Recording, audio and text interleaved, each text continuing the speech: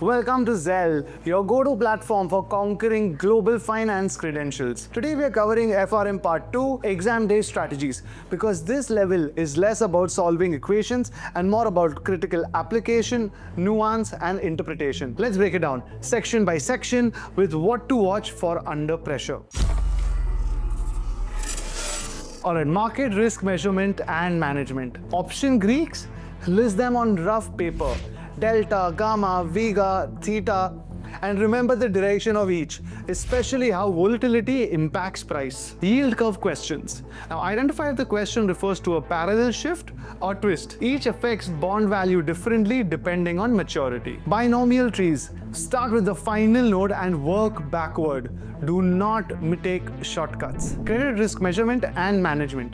Now guys, be clear on terminology. EAD, PD, LGD, each plays a different role in expected loss. CDS questions. Buyers equal to pays premium and gets protection. Seller equals to receives premium and takes risk. Watch for exposure timing traps. Current versus potential exposure are not the same. Operational and integrated risk management.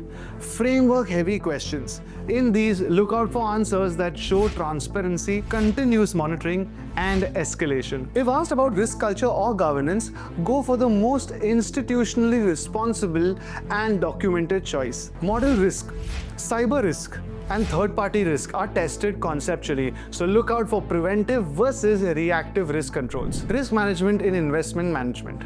Metrics like Sharpe, Sortino, information ratio. Know what they mean, not just how to calculate them. Behavioral bias questions. Don't just match definitions, interpret investor behavior. Holding losers equals to disposition effect, not just loss aversion. Multi-factor models. Plug numbers carefully.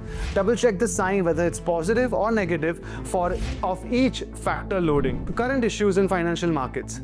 Topics evolve annually, from ESG and climate risk to AI in risk modeling. Focus on balanced, regulation-compliant answers. Avoid aggressive speculation-style logic. Watch out for keywords like most likely, least effective, or primary goal. They determine the framing. Now here are some general tips for FRM Part II exam day.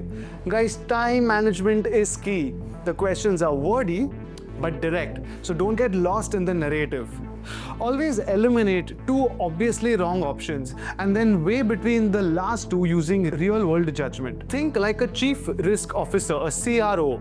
Your answers should reflect prudence, disclosure, and practicality. So guys, in conclusion, FRM Part II is about connecting concepts to the real-world application.